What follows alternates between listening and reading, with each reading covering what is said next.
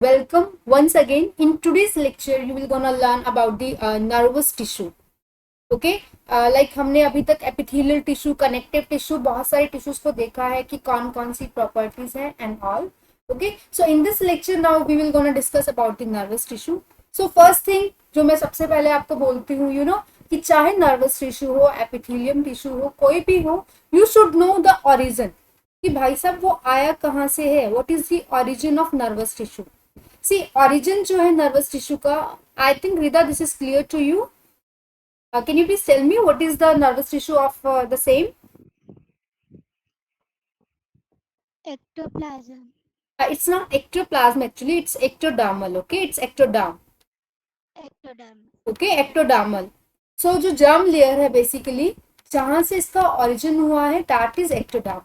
Okay, जितने भी nervous tissue है, सबका ectoderm से है. But the point that you have to remember here, there is one exception only, जो बेटा माइक्रोग्लियल सेल्स होते हैं. अभी आपको बताऊंगी आगे कि क्या होती हैं. जो माइक्रोग्लियल सेल्स हैं, या फिर इनका एक और नाम है, that is you know microcyte. Don't get confuse, इन दोनों टर्म में कंफ्यूज नहीं होना, दोनों का मतलब सेम है, that is microglial and microcyte. Okay, इन दोनों का जो ओरिजिन है दैट इज मेसोडर्मल. अदरवाइज पूरे नर्वस टिश्यू का जो ओरिजिन है that is same, that is ectodermal. Okay, whenever we discuss about the nervous tissue, okay, so that nervous tissue is basically, you can say, that can be of two type, or you can say it consists of two things basically. ठीक है, nervous tissue में आपके neurons आते हैं, ठीक है, और आपके आते हैं न्यूरोग्लायल सेल्स. ओके, तो दो बातें होती है इसमें, एक न्यूरॉन्स की और न्यूरोग्लायल सेल्स की. क्लियर. सी अभी मैंने आपको बताया कि नर्वस टिश्यू मोस्टली किसका बना हुआ है, आपके एक्टोडर्मल का. दैट मीन्स जो न्यूरॉन्स है वो आपके एक्टोडर्मल ही है. जो न्यूरोग्लायल सेल्स हैं, इसमें आपके आते हैं बेटा माइक्रोग्लायल सेल्स, जिसका ओरिजिन क्या है, माइक्रोग्लायल सेल्स का बेटा ओरिजिन क्या है, sorry, it's mesodermal. Okay fine. So let's discuss about the neurons now. See neurons क्या होते हैं बेटा. सबसे पहली और मोस्ट इंपॉर्टेंट बात जो आपको याद रखनी है, आपने जरूर सुना होगा, you know, there is someone who is suffering from brain tumour. Okay, but see neurons कभी भी डिवाइड नहीं करते. Do not divide, they never divide. Okay, neurons कभी डिवाइड नहीं करते, बट जो आपके न्यूरोग्लियल सेल्स होते हैं they can divide. This is the difference between the neurons and the neuroglial cells. Okay, neuroglial cells का बेटा एक और नाम होता है, that is nerve cells. Okay, that is nurse cell. देखो नर्स का काम क्या होता है कि वो केयर करती है.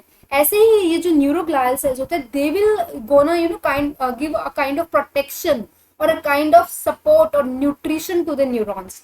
ठीक है, दे विल प्रोवाइड न्यूट्रिशन और support to the neurons. Second thing, जो ये न्यूरॉन्स होते हैं बेटा, ये आपके इलेक्ट्रिकल इम्पल्स जनरेट करते हैं. ठीक है, इलेक्ट्रिकल इम्पल्स, कोई भी सिग्नल सीएनएस आपकी, यू नो, सिग्नल्स जो है सीएनएस तक जाते हैं, सीएनएस से फिर आपके मोटर न्यूरॉन्स जो भी रहता है वो level, we will gonna discuss that thing in the upcoming slide. But yes, right now आपको ये चीज ध्यान रखनी है कि ये आपके इलेक्ट्रिकल इम्पल्स, या फिर आप क्या बोल सकते हैं, मतलब आप बोल सकते हो बेसिकली इस वजह से that they are excitable. Okay, ये आपके एक्साइटेबल होते हैं. जैसे आप कुछ भी गरम गरम चीज हाथ, जैसे आपने टच किया तो आप एकदम से रिस्पॉन्ड बैक करते हो, आप हाथ पीछे हटा लेते हो, that is because of neurons. Okay, अगर ऐसा नहीं होगा तो कुछ भी नहीं चलेगा आपकी, तो वो एक्साइटेबल होते हैं. Clear. And most important thing, जो कंट्रोल एंड कोऑर्डिनेशन है, ठीक है, आप कुछ भी एक्टिविटी कर रहे हो, that is due to, you know, उसमें आपके न्यूरॉन्स और हार्मोन्स का दोनों का ही रोल होता है. तो कंट्रोल और कोऑर्डिनेशन में भी आपके यही न्यूरॉन्स ही हेल्पफुल होते हैं, या ये बोलो इन्हीं की वजह से ये काम होता है. क्लियर. और एक और डिफरेंट टर्म होती है आपकी, that is, you no, generate action potential. वो लाइक अगर आप यू नो मूव कर पाते हैं, आपकी मसल्स मूव करेगी या नहीं करेगी. ठीक है, यहाँ पर डीपोलराइजेशन और पोलराइजेशन वाला कॉन्सेप्ट आता है. Will gonna tell you like it's a muscle concept, वो आपको बाद में बता दिया जाएगा. Clear. So they generate potential, that is action potential. Clear. So right now you should clear that point, you must know that thing, ठीक है। Neurons कभी डिवाइड नहीं होते। तो अगर अब नेक्स्ट टाइम कभी आपको सुनने को मिले कि someone is suffering from brain tumour, then you said यार न्यूरॉन्स तो डिवाइड ही नहीं होते, तब उसको कैसे ट्यूमर हो गया। ट्यूमर का मतलब तो यही होता है ना बेटा, सॉरी, ट्यूमर का मतलब क्या होता है कि जो सेल्स हैं वो मेरिस्टेमेटिकली ग्रो करती जा रही है, उनका डिवीजन रुक ही नहीं रहा, तभी तो ट्यूमर होता है। बट न्यूरॉन्स डिवाइड नहीं करते। जो बेटा ट्यूमर होता है that is because of the neuroglial sales. तो उसमें आपकी जो न्यूरोग्लियल सेल्स है वो डिवाइड करने लग जाती है, वो रुकती नहीं है, बहुत ही ज्यादा डिवीजन हो जाता है उनमें। क्लियर।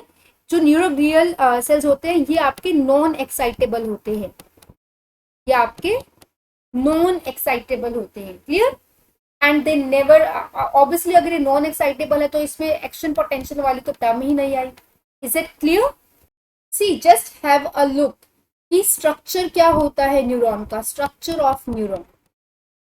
आपको पता है जो न्यूरॉन है बेसिकली इसमें दो चीजें आती हैं, ठीक है। दैट इज साइटोन, साइटोन को आप सेल बॉडी भी बोलते हैं, ठीक है। Cell cyton is also known as cell body. And second thing is the न्यूराइट।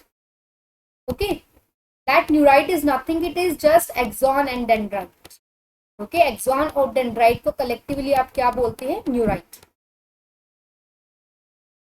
Clear.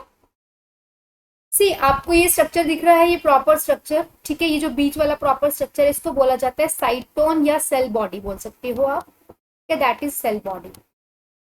अब सी इस सेल बॉडी का बहुत काम है, ठीक है। इस सेल बॉडी के अंदर बेसिकली अब अगर आप ये आउटवर्ड जो चीजें देख रहे हैं that is dendrite, and these dendrites are afferent in nature, okay. These are afferent in nature. Afferent means जो सेंसरी इंफॉर्मेशन है ना आपकी, ठीक है। जैसे आपने किसी चीज को टच करा, गर्म चीज को टच किया, तो जो सेंसरी इंफॉर्मेशन है वो आपकी सीएनएस तक जाएगी, ठीक है। जो रिसेप्टर्स है आपकी बॉडी में जो प्रेजेंट है, उस पर्टिकुलर पार्ट में जो रिसेप्टर प्रेजेंट है वो इस सेंसरी इंफॉर्मेशन को सीएनएस तक, that is central nervous system, paper में पूछा जाता है what is the full form of CNS, that is central nervous system.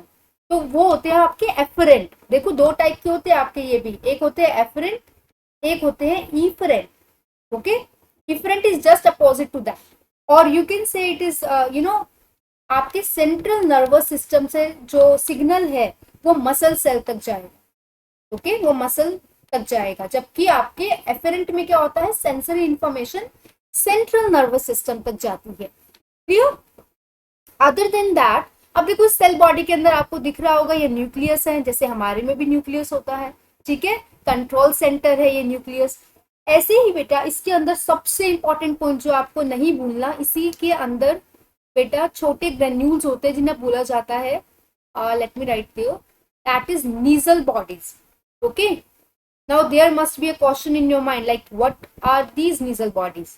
See, nasal bodies, these are something which is required for the formation of proteins, okay। These nasal bodies are, that means they contain mRNA, okay, they contain RER, RER means rough endoplasmic reticulum। आपको पता होगा ना कि जो ribosomes होते हैं these are required for the production of the protein, और वो राइबोसोम्स एंडोप्लाज्मिक रेटिकुलम पे प्रेजेंट होते हैं विच इज रफ, ओके। आपको पता होगा ना endoplasmic reticulum can be of two type, it can be smooth, it can be rough. So ribosomes are present on the rough endoplasmic reticulum, that's why this is known as rough endoplasmic reticulum. इसे see ये जो point देख रहे हो आप, ये वाला point जहां से ये आपका जो सेल बॉडी है कनेक्ट हो रहा है एक्सॉन से, इस पूरे पार्ट को बेटा बोलते हैं एक्सॉन, ठीक है। and that part of the cell body, okay, that is outward, that like उसके just बाद ही axon start है, इस point को बोला जाता है, यहाँ mention नहीं है, that's why I am mentioning there, axon hillock बोलते हैं इसे, ठीक है। that is axon hillock, okay। that means the part of the cell body that enter in axon, okay। what is axon hillock? that is let me write down there, that is part of cell body that enter in axon, that's what you can say, yes, that is the axon hillock, okay। then as you can see this is the myelin site, see this myelin site is the insulating part although it is insulating, but yes, ये जो आपकी electrical impulse है myelin सहित से rapidly जाती है आगे की तरफ। ओके, सॉरी डेंड्राइट से होती है एक्सॉन की तरफ जाती है बेसिकली रैपिडली, मतलब फटाफट से पहुंच जाती है इंफॉर्मेशन। एक क्वेश्चन पूछा जाता है नीट में कि जो ये आपको येलोइश पार्ट दिख रहा है ना, ये क्या है? ठीक है, मतलब क्वेश्चन ये आता है आपके एग्जाम में, the cytoplasm, cytoplasm like thing that is present in the myelin state, what is that? That is axoplasm. Okay, आप यहाँ पर साइटोप्लाज्म वर्ड यूज ना करके आप, क्योंकि ये एक्सॉन में प्रेजेंट है, आप इसको एक्सोप्लाज्म बोलेंगे, क्योंकि आपका पूरा का पूरा जो स्ट्रक्चर है यहाँ से लेकर यहाँ तक, that is entirely axon. Okay, then ये जो शवान सेल्स यहाँ दिखा रखी है, this is very important. See, जहां पर भी शवान सेल्स प्रेजेंट रहती हैं, ठीक है, it's a cell that wrap axon, जिन्होंने एक्सॉन को रैप करा हुआ है उन्हें शवान सेल्स बोलते हैं। और ये शवान सेल्स क्या करती है बेटा, ये सिक्रीट करती है फॉस्फोलिपिड को, जो कि माइलिन सहित बनाती है। Okay, this is very important, myelin सहित बनाती है ये, which is insulator. Okay, this is insulator also.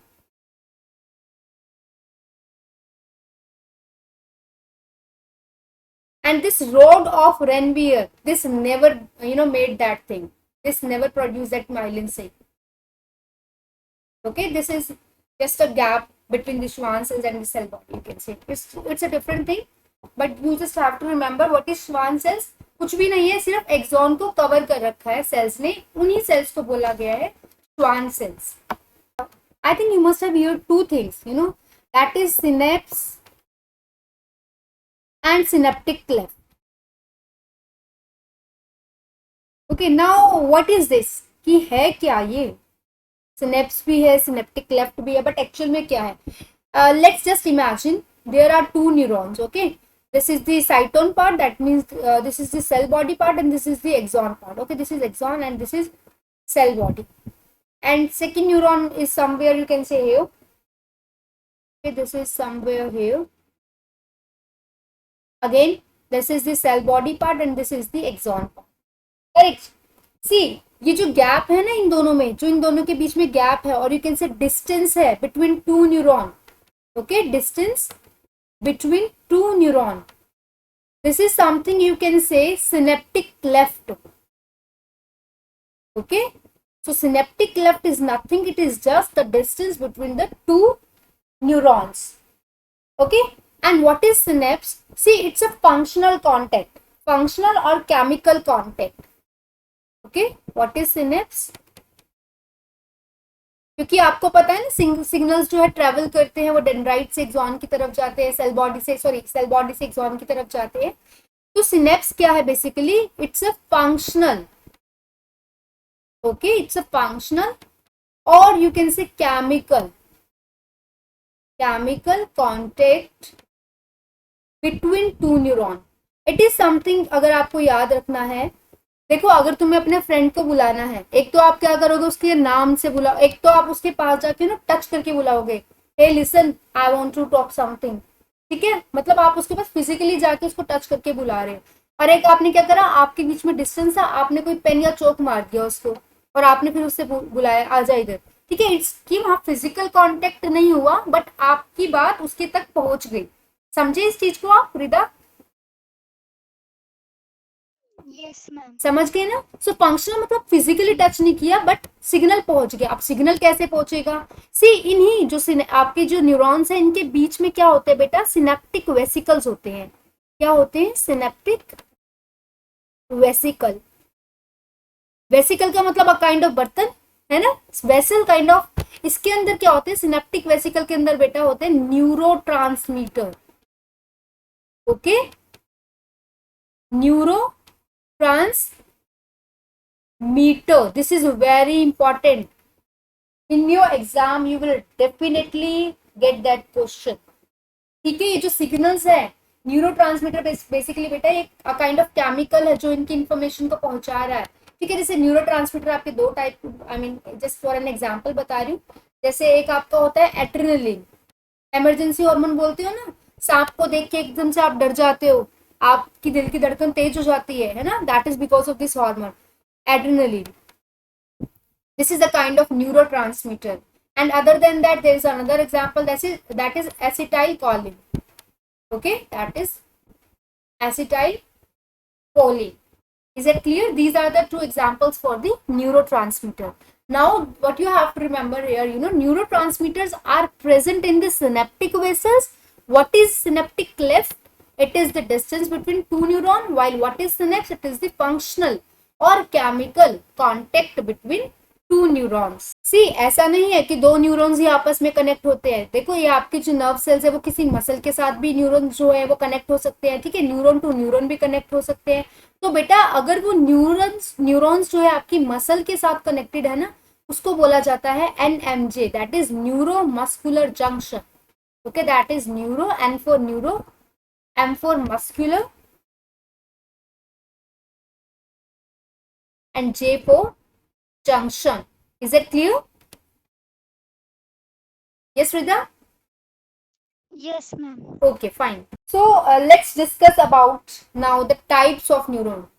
बहुत easy है, एक ही बार में समझ में आ जाएंगे अगर अभी just बस आपको ध्यान से सुनना है. बहुत easily you can understand that thing. Okay, so see if you see the types of the neuron. अब देखो न्यूरॉन के टाइप्स जो है ना आपके दो बेसिस पे है. एक तो हमने उसकी पोलैरिटी के बेसिस पे बोला गया है. पोलैरिटी समझते हो ना, जैसे अगर एक चीज पॉजिटिव है एक नेगेटिव है तो ये पोलर हो गए.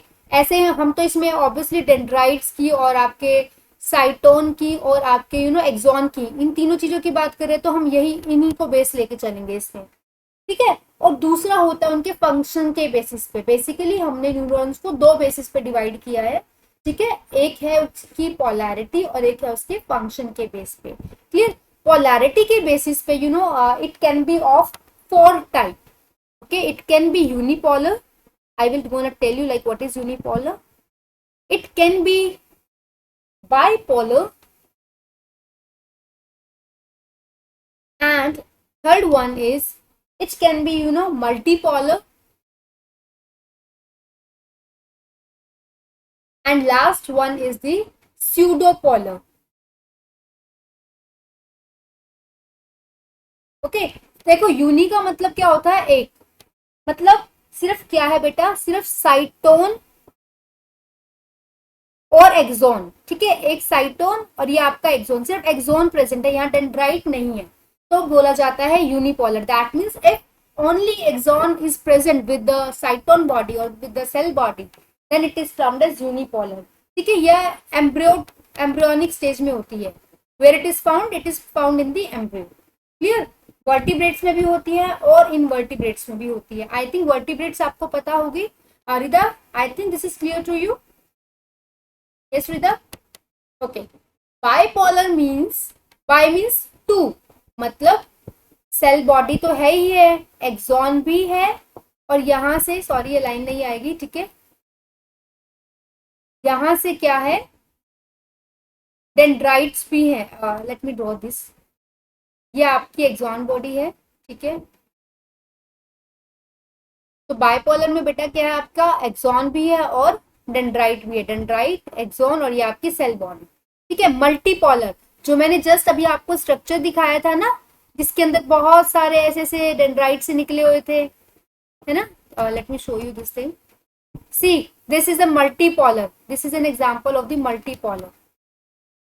ओके, बहुत सारी डेंड्राइट्स होती है जिसकी उसको बोला जाता है मल्टीपोलर. क्लियर? और आपका एक्सॉन भी है, मतलब प्रॉपर स्ट्रक्चर है बेसिकली. बेटा आपका बाइपोलर होता है, रेटिना में होता है, एंड इन ऑल्फैक्टरी ऑर्गन्स में होता है. ओके, मतलब स्मेल के लिए जो आप यूज करते हो ऑर्गन्स, पता है ना आपको. बेसिकली यहाँ पर हम सेंस एंड रिस्पॉन्स की बात कर रहे हैं. आपने कुछ आपको किसी चीज ने स्टिमुलेट किया और आपने फिर उसका रिस्पॉन्ड बैक किया, तो अब आपको जो स्मेल आती है, मैगी की खुशबू आती है, कभी कभी घर में अगर मैगी बनती है, खीर बन रही है, तो आपको पता लग जाता है कि खीर बनी है. That is because of the that kind of neurons that are present, that bipolar neurons that is present in the nose, उसकी वजह से आपको पता चलता है. ये मल्टीपोलर कहाँ होते हैं बेटा? ये आपके ब्रेन में और स्पाइनल कॉर्ड में. ठीक है, आपके ब्रेन में कौन से पोलैरिटी के हैं neurons? That is multipolar. Okay, brain and spinal cord. Spinal cord is रीढ़ की हड्डी, यू कैन से दैट. रीड की हड्डी होती है ना आप में, उसमें है मल्टीपॉलर। अब देखो स्यूडो मतलब होता है फेक, मतलब झूठा। मतलब क्या होता है बेटा, पहले ऐसा लगता है कि ना इसका एक साइटोन है और एक इसमें क्या है, एक्सॉन है, लेकिन मेच्योरिटी के बाद क्या होता है, इनके दो स्ट्रक्चर से फैल जाते हैं इस तरीके से, इसमें फिर डेंड्राइट आ जाते हैं एक साइड और एक जगह एक्सोन आ जाती है। तो this is something you can say pseudo पॉलर।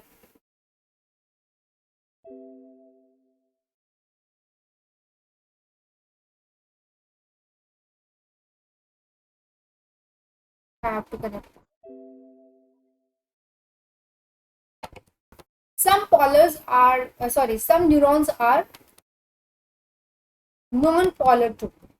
ठीक, अब ये नॉन पोलर्स किस में होते हैं बेटा, ये पॉरीफेरा में होते हैं, क्योंकि वो प्रिमिटिव है, सबसे पहले आए हैं, है ना। पॉरीफेरा जो स्पंजेस थी आपकी, these are the primitive one, they don't have that much kind of specialized organs कि इसमें न्यूरॉन्स भी मल्टीपोलर हो। तो ये कैसे होते हैं आपके, नॉन पोलर होते हैं, मतलब कोई पोलैरिटी नहीं है इनकी। Okay, let's discuss now about the function. See function में बेसिकली अब आपको क्या करना है, it can be of 3 type. Okay, function के बेसिस पे हमने 3 टाइप्स में न्यूरॉन्स को डिवाइड किया है, that is sensory, motor neuron, okay, sensory neuron, motor neuron, and the last one is inter neuron.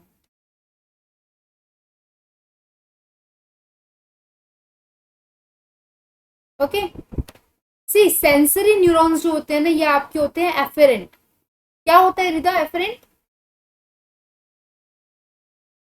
Yes Rida, what do you mean by that term efferent? Efferent का CNS to afferent. Afferent is from muzzle to CNS. Yes, that means sensory information जो है वो आपकी CNS तक जा रही है, towards the CNS बोल सकते हो आप, है ना, सीएनएस की तरफ जा रही है। और जबकि मोटर न्यूरॉन में क्या होता है बेटा, सीएनएस से मसल की तरफ जाती है, मतलब अवे फ्रॉम द सीएनएस, है ना, सीएनएस से दूर जा रही है, कहाँ जा रही है, मसल की तरफ जा रही है, तभी तो हाथ हटाओगे, है ना। अब देखो इंटर न्यूरॉन क्या है, अगर मान लो ऑर्गन बहुत दूर है, अब आपको पिज्जा खाना है और पिज्जा सेंटर बहुत दूर है, तो आप ऐसा तो है नहीं ना कि आप स्कूटी पे चले अपनी साइकिल पे चले जाओ, अगर ज्यादा डिस्टेंस पे तो आप स्कूटी लोगे। तो ये inter neuron is something you can से एक काइंड ऑफ लाइक न्यूरॉन जो प्रेजेंट रहता है, लाइक आपकी जस्ट इमेजिन आपने कुछ सेंस करा, सेंसरी, या आपने कुछ भी सेंस करा, गर्म चीज को सेंस करा, रिसेप्टर ने उस इंफॉर्मेशन को लिया, रिसेप्टर ने उस इंफॉर्मेशन को फिर सीएनएस को देंगे, ठीक है। सीएनएस को देने के बाद इसके बीच में आएंगे आपके इंटर न्यूरॉन, जो इस इंफॉर्मेशन को अपने पास लेंगे, फिर आपके इफेक्टर ऑर्गन तक रिस्पॉन्स जो भी है वो जाएगा। क्लियर? सेंसरी ऑर्गन ने इंफॉर्मेशन ली, रिसेप्टर ने, मतलब सेंसरी ऑर्गन से जो भी है वहाँ रिसेप्टर प्रेजेंट थे, उसने इंफॉर्मेशन को लिया, उस रिसेप्टर ने इंफॉर्मेशन को सीएनएस को पास किया, सीएनएस के बीच में क्या था, कुछ सीएनएस के जस्ट साइड में इंटर न्यूरॉन्स प्रेजेंट थे, वो इंफॉर्मेशन को बांट लिया कि चलो अब हम इफेक्टर ऑर्गन तक पहुंचाएंगे, ठीक है। फिर फाइनली इफेक्टर ऑर्गन तक इंफॉर्मेशन आ गई। अब हम थोड़ी सी बात करते हैं न्यूरोग्लियल सेल्स की। अभी तक हम बात कर रहे थे न्यूरॉन्स की, कि न्यूरॉन का स्ट्रक्चर क्या है, उसके टाइप्स क्या है, पोलैरिटी क्या है। Right now we will going to deal with the neuroglial cells. जैसा कि मैंने आपको बताया, न्यूरोग्लियल सेल्स क्या होती है बेटा, नर्स सेल्स होती हैं। नीट में पूछा जाता है नर्स सेल कौन सी होती है, न्यूरॉन्स होते हैं, न्यूरोग्लियल होते हैं। तो बेसिकली आपकी न्यूरॉन्स होते हैं। अच्छा मुझे बताओ, न्यूरोग्लियल होते हैं, बेसिकली मुझे आप बताओ न्यूरोग्लियल डिवाइड करती है या नहीं करती? यस विदा, डिवाइड करती है। yes they do, you can say divide करती हैं, okay, and they are non excitable, non excited.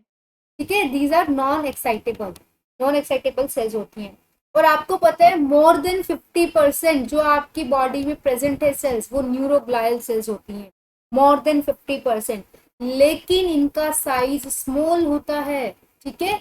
आपके न्यूरॉन का साइज देखा ना कितना बड़ा सा था, ऐसे करके ये आपका साइटोन, ये आपके डेंड्राइट निकल रहे थे, और ये आपका एक्सॉन था, है ना। तो आपके न्यूरॉन्स का साइज कितना बड़ा था, बट न्यूरोग्लियल सेल्स बड़ी छोटी छोटी सी होती है, जिनका मोर देन 50% कवरेज है, ठीक है। दे कैन डिवाइड एज, और ओके, ये जो एक प्रॉब्लम है ग्लायोमा, ठीक है, मतलब आपका जो ट्यूमर कॉज करता है काइंड ऑफ ग्लायोमा, वो किसकी वजह से होता है, न्यूरोग्लायल सेल्स की डिवीजन की वजह से होता है। क्लियर। अब एक चीज और देखो, जो आपकी न्यूरोग्लायल सेल्स होती है ना, ये आपके दोनों पेरिफेरल नर्वस सिस्टम में भी प्रेजेंट होती हैं और आपके सेंट्रल नर्वस सिस्टम दोनों में प्रेजेंट होती हैं। ठीक है, neuroglial cells are present in the PNS और सीएनएस।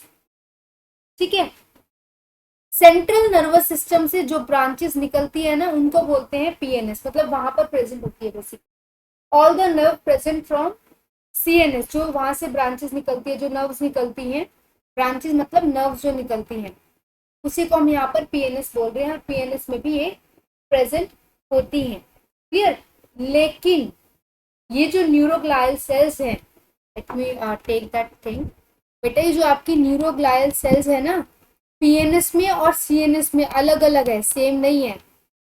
ठीक है, सीएनएस और पीएनएस में अलग अलग है। जैसे आपकी पीएनएस में जो प्रेजेंट होती है, नीट में क्वेश्चन पूछा गया था, you know that oligodendrocyte are a type of PNS और सीएनएस, इस तरीके से क्वेश्चन पूछे गए थे। I will gonna tell you. PNS में बेटा क्या है, आपकी आती है श्वान सेल्स, ठीक है, और आपकी आती है satellite cell. Okay, satellite cell and Schwann cell. See satellite cells का काम क्या है, क्योंकि ये न्यूरोग्लायल है, ये तो नरिशमेंट ही प्रोवाइड करेंगे, न्यूरॉन्स को सपोर्ट ही प्रोवाइड करती हैं, ये तो दोनों की दोनों का काम यही है। सैटेलाइट सेल्स बेटा इनका स्ट्रक्चर होता है फ्लैट, ये फ्लैट होती हैं। ये श्वान जो सेल्स होती हैं बेटा, ये न्यूरोलोमाइसाइट भी कहते हैं, ये माइलिन शीट बनाती हैं। ये क्या बनाती हैं, सॉरी, यस, ये क्या बनाती है, माइलिन सहित बनाती है। ठीक है, सॉरी शीट बनाती है, जबकि आपकी सैटेलाइट सेल्स नहीं बनाती है ऐसा कुछ। क्लियर। तो पीएनएस में सिर्फ दो होती है, आपको याद रखना है, श्वान और सैटेलाइट। बाकी अब जितनी भी हम डिस्कस करेंगे, दैट इज 4 होती है बेसिकली, वो आपकी सीएनएस में होती है। जैसे astrocyte is first one, okay, then second is oligodendrocyte. Is that clear इदा?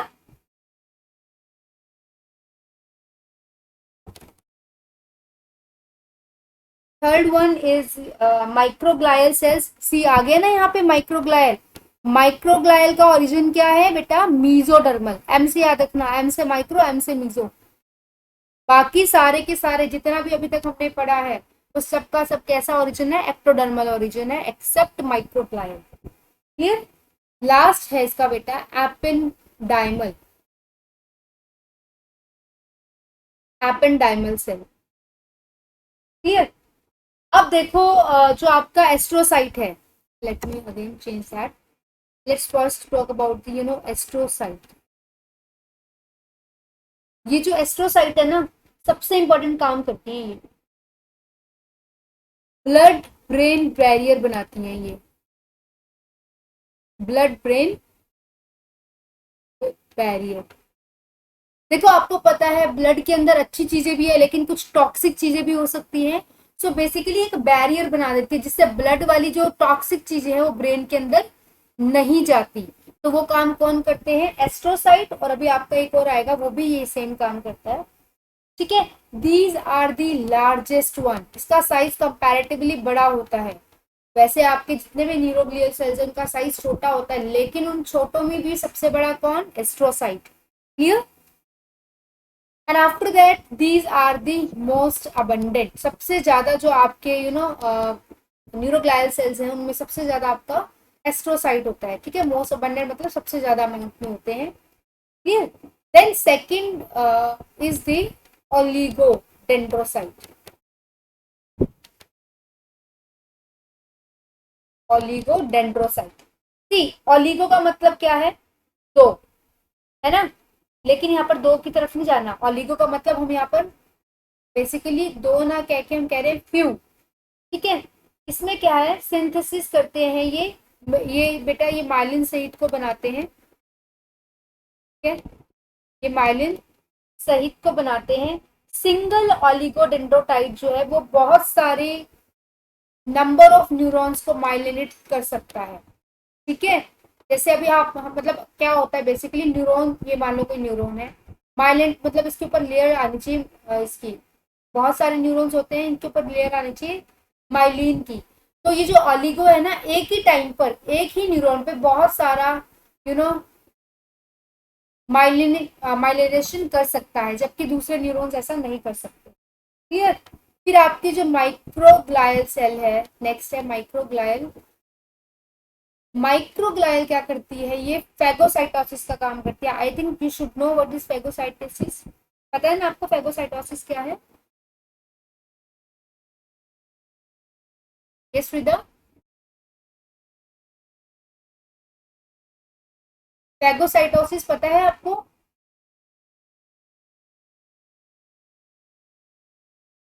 लास्ट एंड आफ्टर दैट हमारा लेक्चर खत्म होगा, ठीक है। Last is the ependymal. बेटा एपेंडाइमल का भी सेम काम है, क्या करना, ब्लड ब्रेन बैरियर बनाना, ठीक है। Blood brain barrier banana, I think ये पॉइंट आपको क्लियर है। What do you mean by blood brain barrier? It's a barrier between the blood and the brain, so that toxic material from the blood can't enter in the brain, so that आप बचे रहोगे, आपको कोई disease नहीं होगी।